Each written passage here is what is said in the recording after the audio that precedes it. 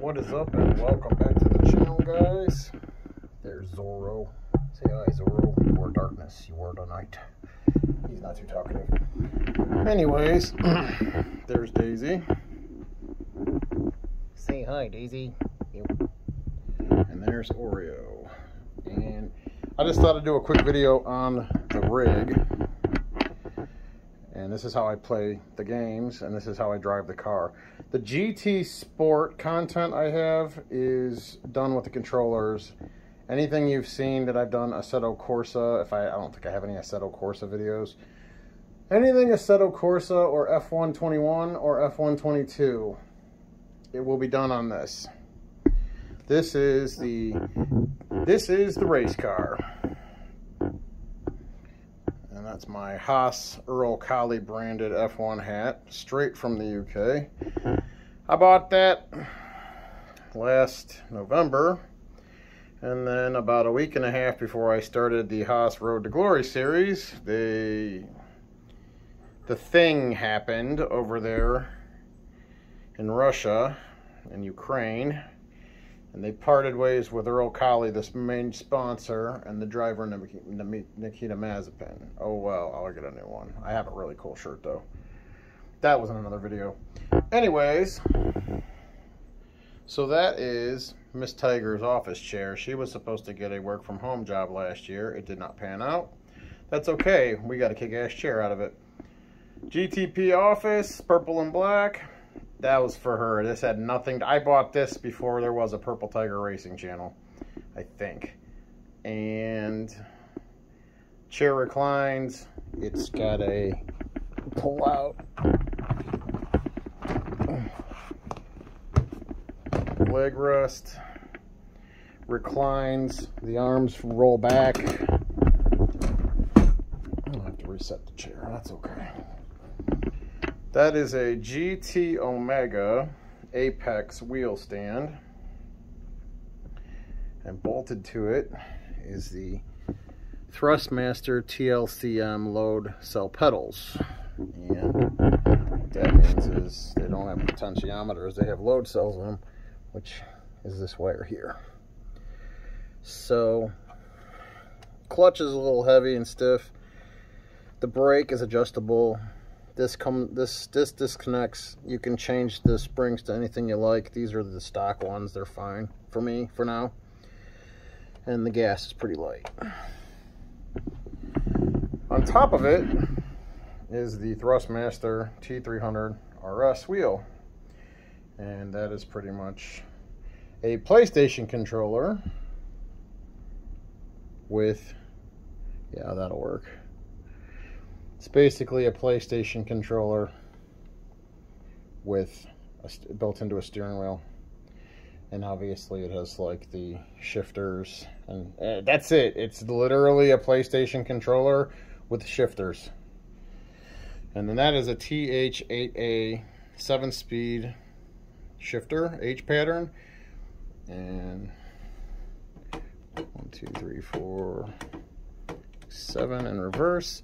If you take this plate off and put a different plate on, I think, and you spin it 90 degrees, I believe this turns into a sequential shifter.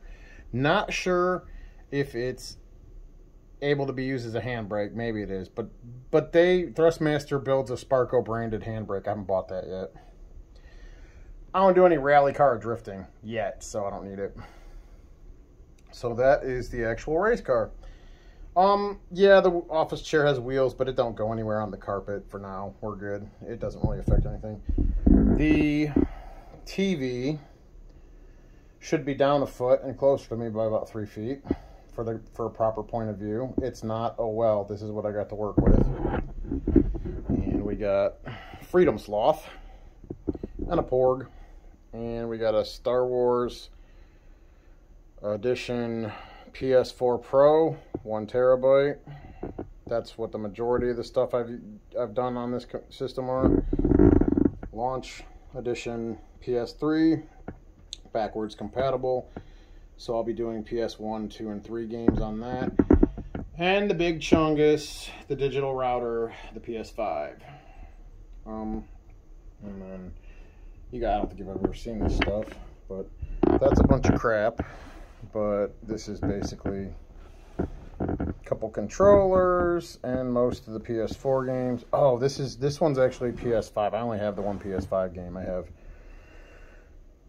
F1 22, and I have the digital free game that came with it, Horizon Forbidden West, which I've been playing that a little bit, and that's pretty fun, and the graphics are amazing. Kind of reminds me of Uncharted, the game, in terms of the mechanics, and it kind of feels like some of the stuff that you would see in Dead Space or Resident Evil, and then the game's plot feels like the sci-fi movie Screamers from back in the 90s with Peter Weller. So I have to get Horizon Zero Dawn, but yeah, there's different titles in there. I'm not going to go through it right now. That'll be another video. Some more PS4 and some PS3. I think we got PS2 and maybe PS3. PS2 and PS1. Most of these are racing games. That's all the stuff. Oh, some stuff for the Wii, the GameCube, and the Switch. I don't know what's in here. Oh, that's the Wii, and it's sitting on the box from the Switch, and over in there in the corner is like miscellaneous stuff. So we're gonna do, I hope I can do this in a few minutes, because I only have so much time on my phone to record this, but that's okay. So I already took the screw off, and I'm probably gonna leave the light on for right now, just because it'll be easier. But I took the screw off. Maybe you can make this thing stand up on my leg. Or maybe this will be a ginormous mistake. But so you know what I shouldn't have done? I shouldn't have taken the screw off, because I needed the screw to loosen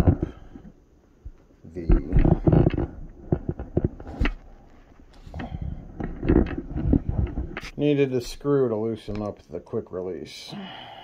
That's okay. Not a big deal. We'll just screw it back in. And as you can see, there's a little screw. You probably can't see the screw. Well, I could probably change that. But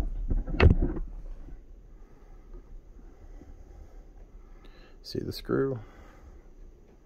Yeah. So I totally forgot you sort of need that to take off. This will be the fun part.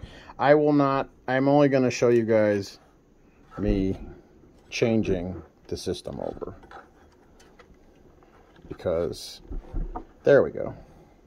I don't know if you can see this, but this just rolls off, and I'm just going to show you what it looks like. I don't think I've seen too many videos on here that show you what I'm about to show you. And it's not like groundbreaking stuff or anything. It's just you don't see it. Okay, that's not loose enough. I don't think. Okay, so that's what your steering wheel plugs into, and it's got like a cross shape so that it's kind of, you can't put it on wrong. And here's a little bit more of a,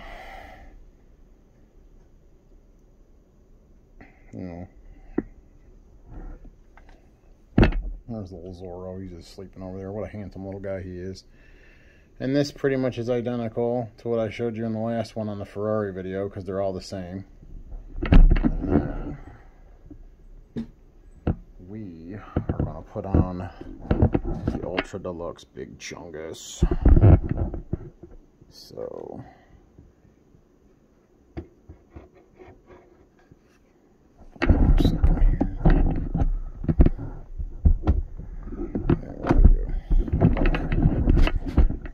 yeah.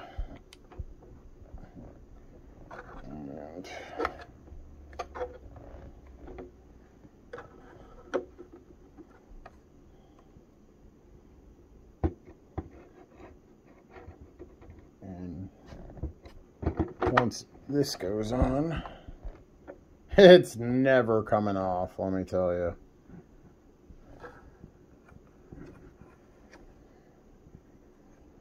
Well, I mean, I'm sure it could come off, but I won't be taking it off anytime soon.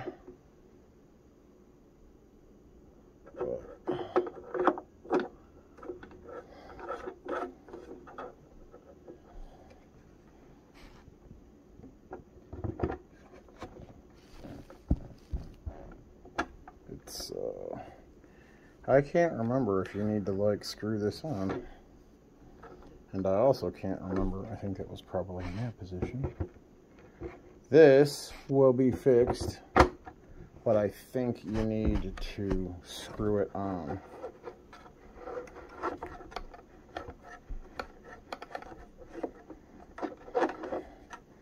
There we go. Oh, I'm not really sure what that was all about. There we go. Yeah. Yeah, you need to, pretty sure we need to screw this on.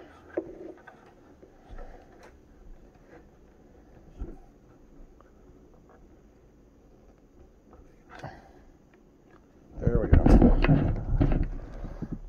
And, oh man, that's almost where it needs to be too. That's pretty great.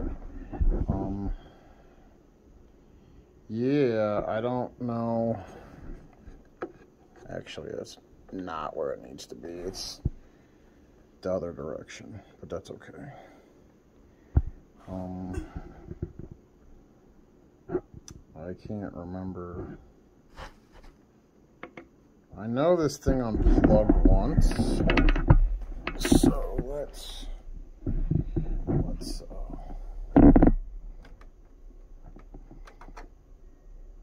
so controller disconnected. Okay, and then whenever you plug that in, it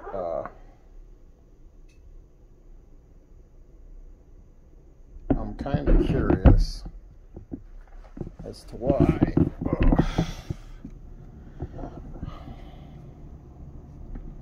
Yeah. Alright, so I'm gonna do another video, but that's the end of this one, because I'm gonna need to figure out how to turn this on.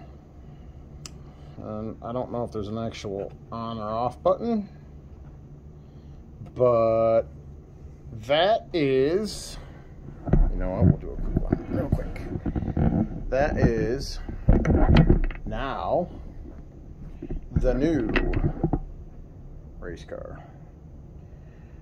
And I will have this thing up and running in a few minutes, but I don't know what the buttons would be because it's not a PlayStation controller anymore. So on that one, I hope you guys enjoyed this and a little bit of an idea behind what the race car actually looks like and a little bit of the gear and the rig and the setup. On that one, we will see you in the next one. Peace.